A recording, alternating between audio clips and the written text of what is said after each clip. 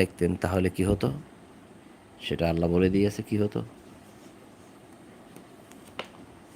হতো কি বা হতো যদি রাসূলুল্লাহ কিছু বাড়াইয়া লিখতেন?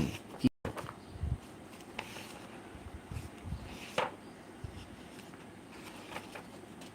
এই যে ৬৮ নম্বর সূরা, সরি ৬৯ নম্বর সূরা,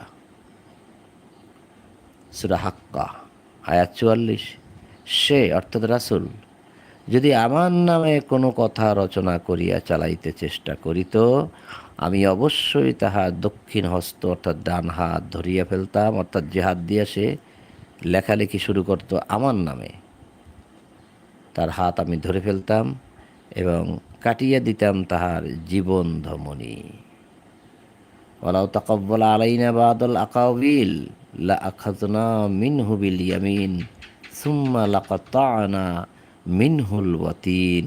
লাকাতা'না কতা করে দিতাম, তার মানে কেটে দিতাম তার জীবন ধমনী, যদি সে আমার নামে কোনো কথা রচনা করিয়া চালাইতে চেষ্টা করিত।